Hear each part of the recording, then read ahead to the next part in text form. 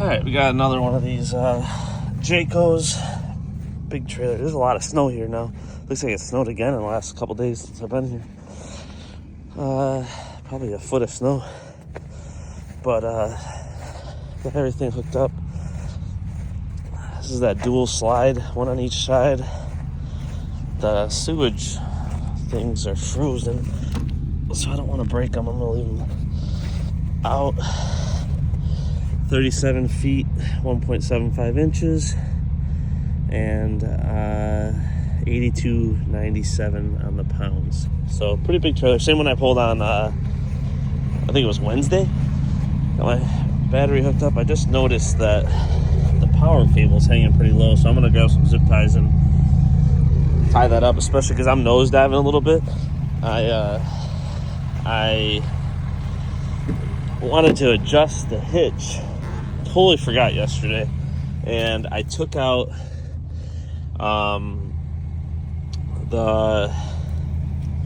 some tools out of my truck to do some work at home, and I forgot to put them back in, so I cannot adjust my hitch. So my other option is to run my B&W adjustable hitch, non-weight distribution hitch, which will be fine, but it's reduced down for like the hitch where it goes into the receiver, and it has a little bit of play, and I don't trust it on a big heavy trailer like this. So we're gonna nosedive. I did it on Wednesday, and it was fine. It's just I'll be that guy. Yeah, I'm gonna have to figure out what I can do with this power cord. It's so stiff because of how cold it is. Sorry, let me see if I can pull it up a little here. Where the heck? It's for the propane tanks. It's really stiff because of the cold. I don't want to drag on the ground like that. Let's see what I can do. I think if I pull it up, that'll work. I'm going to shut the video off. But yeah, I'm going to pull it up and then zip tie it to the crossbar here just so it's not dragging. So I've got this Jayco 37-foot travel trailer. Let's see if I can get that to focus in. There we go. Going up to Sheboygan North dealership. Haven't been up there in a little while. It's still probably the dealership that I've been to the most since I've started RV transport. Funny thing is, I've only, I think, ever had an inspection done there once, and I think that was, I mean, every other time I've been up there, I believe I was doing night stuff, so night drops or weekend drops, so not sure how long it'll take them to do the inspection. Hopefully not too long. Eventually have some plans tonight, so I'm trying to get back home by like 4:30 or so at the latest, but we'll see. I mean, if I get home at 5:30, it's fine as well, so it's not the end of the world. This is a pretty big trailer. It's like 8,300 pounds, I think, empty, and just over 37 feet. So funny enough, though, it's like the same exact size as my Heartland Eddie Bauer that I own. So I just haven't pulled mine in months because of the weather. I think our last camping trip was in October. So I'm looking forward to camping season, though. On a side note, like pulling all these travel trailers and stuff really makes me miss camping season. So hopefully we'll get some warm weather in like April, May, and start getting out there camping. Still haven't decided whether I'm going to do a fifth wheel or just stick with my travel trailer for now. We'll see. Kind of thinking about going the rental route and renting out my current travel trailer if I get the fifth wheel, because I don't know that the market's going to be good to trade in or sell. Other than that, I think the weather should be fine. Looks like next week it's going to warm up, so anybody that's doing RV transport, be prepared for muddy, nasty parking lots where we're picking these things up at. Our trucks are going to be a mess. I mean, it's nice to have a little bit warmer weather, but it's not fun when the snow's melting and we're in those lots where they're all muddy. Then the trailers get all muddy and stuff. But yeah, so that's really all I got. I'm going to do a load. If I can get a load, I'm going to text my dispatcher and see if I can get a load for Sunday. Because I was looking at next week. I don't know how many loads I'm going to be able to run next week. It's probably going to be my worst week that I've ever had. And the reason for that is my mom's out of town. And I think she's only available like Thursday, Friday next week. But I'm actually out of town starting midday Thursday. So I don't know if I can even utilize Thursday, or like I know for a fact Friday is a no-go, and then all weekend is a no-go because I'll be out of town. I think we're leaving our house around like noon on Thursday, so I wouldn't have time to like go pick up and run and get back. But we are going up north to Wisconsin Dells, so thinking about seeing if maybe I can just get a load headed that direction, bring it up with me and drop it off. Because then I could actually pick it up like Thursday morning, have it hooked up, and just keep going. Not sure how my wife feels about that. She's probably gonna just want to get to the destination. But depending on where I'm going, I was thinking I could drop it, drop them off at the hotel, and then take it up and drop it, and just that would allow the RV transport load to kind of pay for the trip, or at least the gas. So I'm thinking that's something I'm thinking about. But yeah, if I can get one for Sunday, kind of buffer up this week a little bit, it'll, knowing that next week's not going to be great, because I think, and my wife's got some late nights too next week, so I'm thinking, these guys are hitting the brakes hard. I'm thinking maybe like late Monday I could pick up a trailer, deliver it Tuesday, or just do Tuesday if I get a different sitter, and then maybe something Wednesday night. I don't know. I gotta figure it out. But I would like to at least get like 2 loads next week, just so I make some money. I don't like not making any money. And my other business right now is the slow time, so I will not make any money with my business. So we'll see what happens. But yeah, like I said, I would like to make some money and get a couple loads done. But I don't know. Man, this driver over here is kind of annoying on the left. He's the one that kind of slammed on the brakes in front of me on the right. So I got over past him. He sped up, got back in front of me, hit the brakes again. So then I got to the right, and he's speeding up. He doesn't know what he wants to do. But whenever you're driving, pulling a trailer, especially pulling a trailer, but anytime you're driving, you know this, but you always want to be aware of the people in front of you, because people are, really unpredictable. So I know that's not anything new, but I'm sure any guy or woman or whatever that's doing RV transport, just hotshot in general, will tell you that people will cut you off, not even think about the fact that you have a hard time stopping.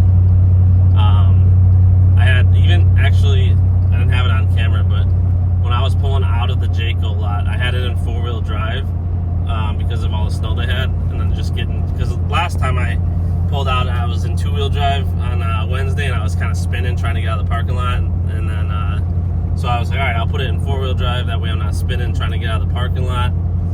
I got it out of the parking lot, and there was like 3 cars in front of me, and we weren't really moving. We were coming up to a stop sign, so I kind of was just rolling, and I flipped it into 2-wheel drive, and this little SUV came flying by me on the opposite lane just to pass me, and she had to have been going like, I don't know, 50. I think the speed limit's 30, but I mean, she came flying by. I didn't see her coming at all. You could see a pretty good distance down the road when you're pulling out, so she had to have really been cooking. And she came flying by me, got in front of me, and then just sat at the stop sign with 3 other cars in front of her. So I don't know, people want to rush to get nowhere a lot of times, but I wish I would have had that on video. It actually kind of scared me, because I wasn't planning on someone passing me on the side like that. especially going as fast as she was going. It was loud when she came by me, but yeah, just kind of the things that you see out on the road. I actually think I have a video a few months back of like our roads safer, or our roads like more dangerous now than ever. And I definitely do think that, it's partially because I'm on the road more, so I see it, see a lot more. But I see some crazy stuff, like people just don't care, I think, and they're not really like afraid of getting pulled over or like in trouble or anything. And then also like just the distractions with people like texting. I've seen people eating, like, I don't know if it was like Chinese food out of a dish, like with no hands on the steering wheel. I've seen multiple times people like reading books. So it's kind of crazy. You definitely got to watch your surroundings and just be prepared for people to kind of hit the brakes in front of you or cut you off or whatever. But yeah, I'll do a video when I drop this off. Hopefully it all goes smooth. Hopefully I get up there. I'm trying to make it there without filling up, but I may have to stop when I get into Wisconsin, top off, and keep going. Just because this trailer, I think when I pulled it the other day, I only got like just under 10 miles a gallon. So conditions are about the same. So I'm gonna assume right around 10, maybe a little less with this trailer. Okay, so I got that unit dropped up in Sheboygan, and took a little bit longer than normal because they didn't have somebody available to inspect it right away, but they wanted to inspect it. So I just went back out, started unhooking, and just waiting for someone to come out there and inspect it. So it did take a little bit longer than what it normally would in that situation,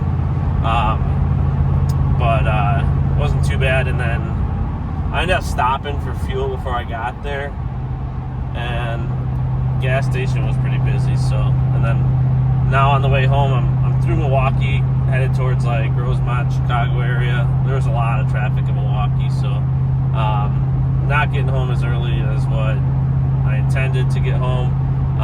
Should be home about 5:15. Left my house about 7:30, so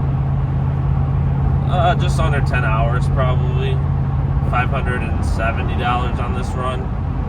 Like I said, I do have a run later this week, or I'm going to do over the weekend on Sunday, I think, to Suamico. So that's going to be a little bit longer run, but because I can't run next week very much, I wanted to try to capitalize on this week. I don't like to run on the weekends if I don't have to, and I haven't really been running weekends. But I just know that I'm probably going to struggle to even do 2 loads next week. So, two things. A, I need to hit my 12 minimum per month.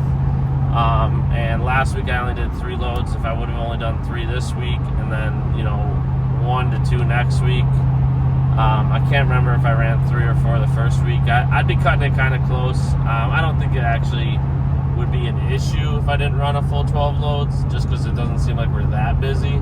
But obviously I want to hit my 12 loads, and then, like I said, just being that I'm not really going to get to run next week because I'm going to be out of town late in the week, and I only really have a few days to run next week, and it's going to be probably nighttime stuff. So because of that, I asked for a load for Sunday. I got a load. It's a longer one, but it's going to make this week pay better, obviously, because I was only around like I think $1,790 or $1,800 for the week. But I think I have to double check. I think Suamico pays around $700. So it should put me right around like $2,450, $2,500, somewhere in there for the week, which is pretty good. 4 loads. So it won't be too bad. But so today was 10 hours, and then I think I'm going to be about 40 for the week. So for some reason that big Jayco trailer that I was pulling, today, and then I did the same one on Wednesday. I get pretty bad mile per gallon pulling that, and the wind, neither today nor Wednesday, the wind really wasn't that bad. Wasn't like super cold or anything today. No really reason why I should have been getting bad, but I ended up right around like 10 miles a gallon, and I think on Wednesday it was right around the same. It might even have been somewhere dipping down into the 9s. So I haven't quite figured it out, but some trailers I'll get like 13 miles a gallon. Some I'll get 9, 10. You know, sometimes it's obvious with like wind conditions and stuff, but then there's other times it's just not obvious. Like, it doesn't make any sense, you know. Some trailers could be like a 22 footer and I get 10 and a half miles a gallon. Then I'll pull like a 35 footer and get 12, 13. So I'm not really sure if it's something with the trailers themselves, but I usually keep my speed right at like 65, max 70. I try not to go over 70. And I know, like, pulling my own travel trailer, I kind of keep the same rule of thumb. I try not to go over 70. But if I back it down to like 65, I can usually increase my mile per gallon by 1 or 2. So maybe I'm just running 70 a little bit more lately than normal, and I'm noticing the lower mile per gallon. But not the end of the world. It's just something that was kind of catching my attention, and I was trying to figure out what might be causing it. But yeah, I'll do a video Sunday, picking up another Jayco. I don't know if I've pulled that one before. It's like a 330 J Flight, or not J Flight, just a Jayco travel trailer. Usually when you get up into the higher numbers like that, it's a longer trailer, but I've been mistaken before where I had like a Jayco 300 and it was only like 25 feet. So but I would guess it's going to be somewhere in that 25 to 37 range. We'll get that pulled up to Suamico. I think I'm going to try to leave early Sunday, so I'm not gone all day. But yeah, we'll kind of play it by ear, see how it goes, and then I'll do the video for the weekly numbers, going over like the gross profits and net and all that, probably on Sunday when I pull that last load for the week. And then we'll kind of see, maybe I'll have a better idea what my plan is for the week coming up. On Sunday I can kind of see what's going on there and get some loads for the week.